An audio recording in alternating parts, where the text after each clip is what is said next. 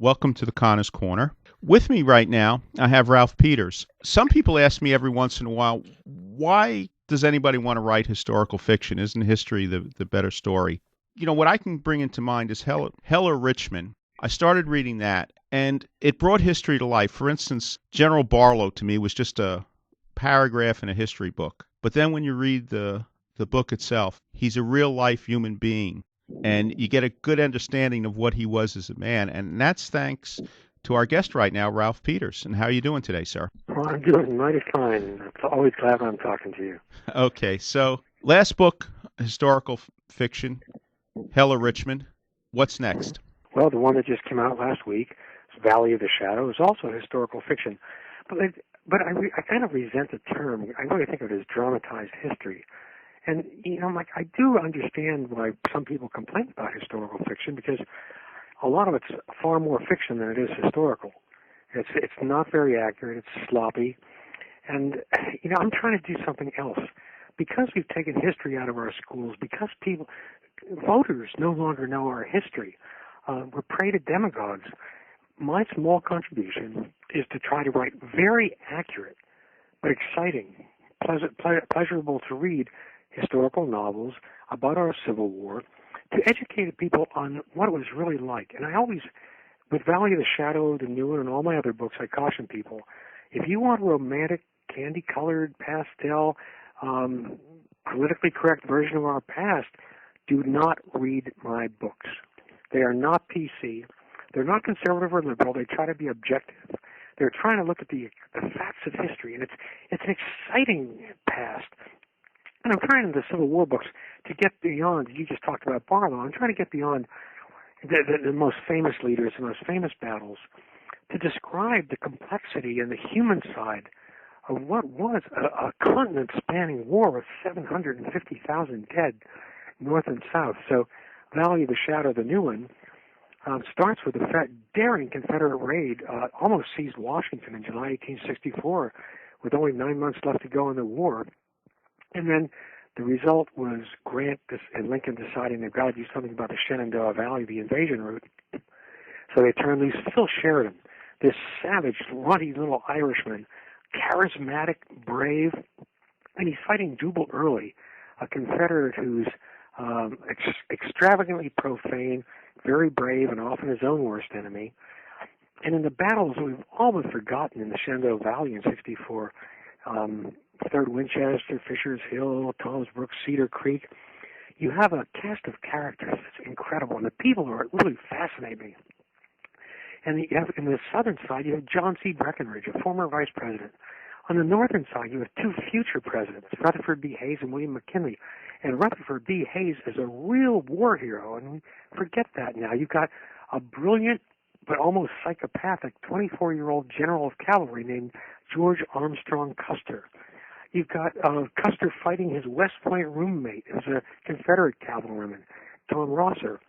It goes on, and a Georgia private, Georgie Nichols, who later wrote a memoir of his service, and it's one of our great sources on the campaign. Because I'm not just interested in generals; I want the privates too. I started out as a private in the Army, and you got to get their story. And so, anyway, I think Valley of the Shadow is an exciting read. The initial reaction critically and from readers has been great. But the important thing to me is reaching out to Americans, trying to communicate the complexity and richness and cost of our history. Because nowadays, as you know, Mike, we get all wired up because a drone strike accidentally kills 2 hostages. Again, 750,000 Americans died in 4 years. We've lost all perspective on the price of freedom. Do you think we're changing the subject here, but we don't have the will to lose 20,000 men in a couple of days anymore, do we? Well, I think there are 2 Americas. There's one America, blue collar, white collar, into the middle class, that still believes in our country, that doesn't want to take casualties. The media is scared. The media treats every casualty as though it's a little bighorn, or worse.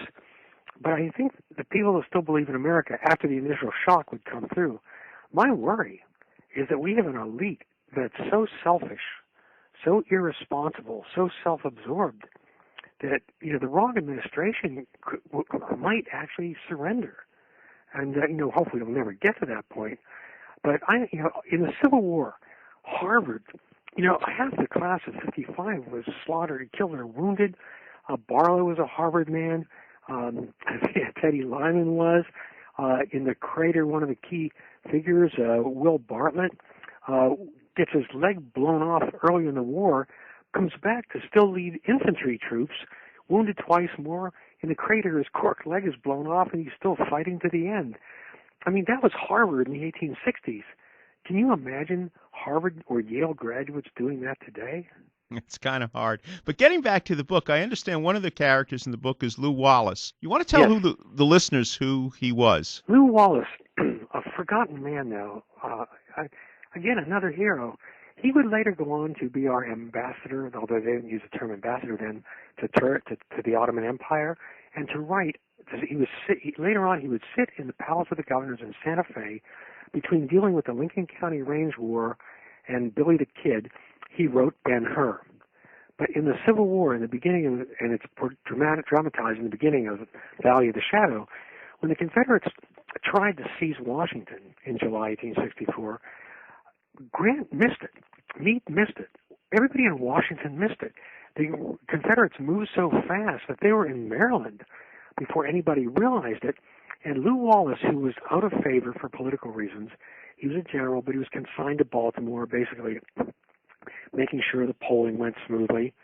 And he's reading the dispatches from the railroad telegraphers down the line that their tracks are torn up, their rolling stocks being burned, and he can't get anybody to listen to him. So he has no real troops. He rounds up what today we'd call the clerks and jerks. He gets invalids out there. At the last minute, he gets 2 brigades of reinforcement. But he's outnumbered 4-1, 3.5, 4-1. But he nonetheless knows that now that Washington's waking up, they need time to bring in reinforcements from the Richmond-Petersburg front. So Lew Wallace on the Monocacy River, south of Frederick, Maryland, he makes a stand, grossly outnumbered. Half his troops are, again, they're amateurs, they're militiamen, they're invalids. He knows he will lose, but he makes that stand, and he buys the Union one day. And as a result, when the Confederates reach the near suburbs of Washington, they can see the newly completed Capitol Dome gleaming. It's so close they can almost touch it. Within the hour of them getting there, Union reinforcements are filing into the fort ring around Washington, and the raid fails. It was that close, and Lew Wallace, forgotten now, saved our nation's capital at great sacrifice. And that the reason he went on to face some high appointments afterwards, governor of the Mexico territory, ambassador to the Ottoman Empire, was because President Grant felt he owed him a debt because he hadn't done enough to stand up for Wallace during the war because of politics. When you're talking about Lew Wallace, I know you did a lot of research on him. My perception of Lew Wallace might be the guy Jason Robards in Pat Garrett and Billy the Kid. Yeah. What's not? But that doesn't seem like the same guy who wrote Ben-Hur. And Pat Garrett and Billy the Kid's a fun movie, but it's very inaccurate historically, as are most historical films and most historical novels. And one thing I pride myself on is accuracy and authenticity. Again, these are grim, gritty, down and dirty books. They do not present a romanticized view of our past.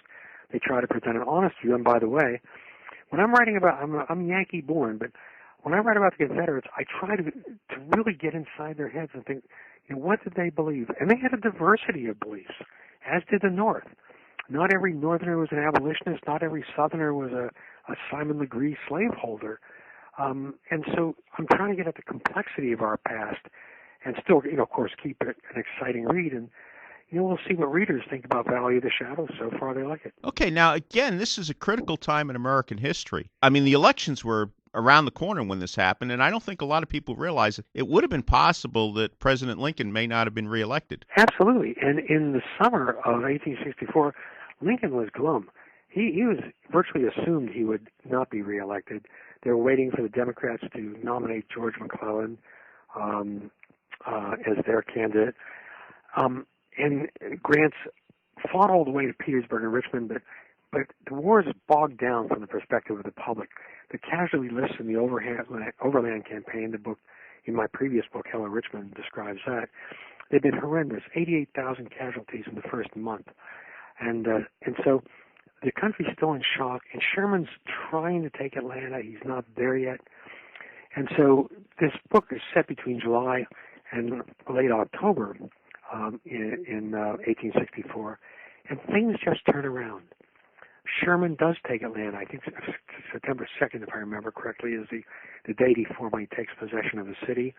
Phil Sheridan wins at 3rd Winchester on the 19th of September, wins a decisive, dramatic victory on October 19th at Cedar Creek, one of the most dramatic battles of the war. That's really the climactic battle in this book. And Grant is just determined to cling to Lee and not let him reinforce anybody else. So the good news starts coming in. Farragut runs the torpedoes and takes Mobile, and the South is now being strangled. Grant's willing to sacrifice his own reputation and let other people do the dramatic maneuvering, Sherman, Sheridan, Farragut on the seas. He just knows he has to get Lee in a death grip and keep him there. But because of those victories, the fall of Atlanta, Cedar Creek, things turn around. And the country starts seeing, to use the modern phrase, light at the end of the tunnel. And the Army, that's the interesting thing. After all this butchery, the Union Army, they don't want it to be in vain. The soldiers vote overwhelmingly for Lincoln, and he wins. And by April, the war is over. And tragically for this country, Lincoln is shot by a totally misguided Southern sympathizer. Never trust actors. That goes without saying. But one of the things I'm going to look forward about this book is to see how you bring General Sheridan to life, because he's one of the most fascinating characters of the war. He is indeed. Yeah, and he's a little Irishman with a chip on his shoulder, and he is tough and ruthless. And it's funny, he takes initially very good care of his subordinates, but he will chop a peer's legs off. He wants to be one of the top guys by the end of the war. Sadly, later on, after his tremendous performance in the war, and as later he becomes what we today would call Chief of Staff of the Army, after the war under Grant, first Sherman, then Sheridan, later on he turns against his comrade, General George Crook, who really came up with the schemes to win two of the key battles in the Valley. And in his memoir, Sheridan doesn't want to give anybody else credit for anything, and it creates a lot of bad blood. But during the war itself, he was an actually brilliant commander. And he had the personality to turn a battle around. Yeah, he's one of those magic people with charisma. And, it's not, charisma isn't about looking like George Clooney. It's, some people have the magic and some don't. And Sheridan is a little guy, barrel-chested, with a funny-shaped head. The reason he wore that sort of flattened pork pie hat all the time, it's the only one that would really fit him. And it's one he thought he looked good in. He hated to wear standard military headgear. He's wearing a civilian hat. Almost all the time. A couple times he loses a hat and has to wear something else. But this runty little guy has a gift for rallying troops. And Cedar Creek, again, the climactic battle in the novel Valley of the Shadow, Cedar Creek is so dramatic. Sheridan at that point, he makes a mistake. He thinks General Early, Confederate commander, is beaten and gone and done. Early launches a surprise attack planned by John B. Gordon, and he comes out of the October fog and darkness in the morning, sweeps through the Union camps at Cedar Creek. By mid-morning, it appears that against the odds, the Confederates have won a stunning victory.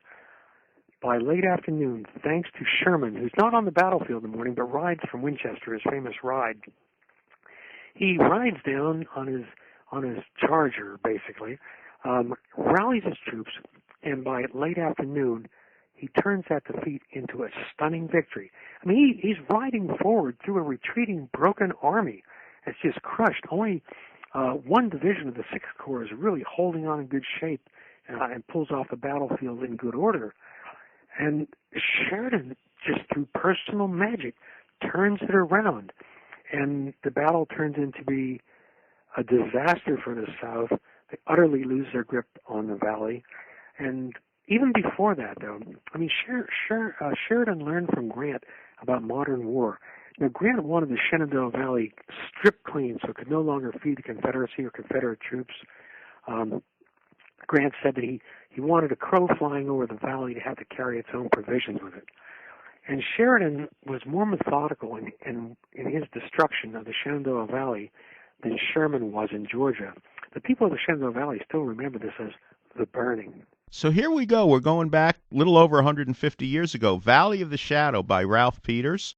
I look forward to reading the book, and I hope listeners out there, again, we've got a lot of lovers of history out there, and if you want to read a little bit about one of the crucial times in American history, I'm sure Valley of the Shadow by Ralph Peters is a good place to start. Well, I'd like them to read it, but I just want them to read. Americans, my fellow Americans, study your history. It's important. Okay, thank you very much, Colonel.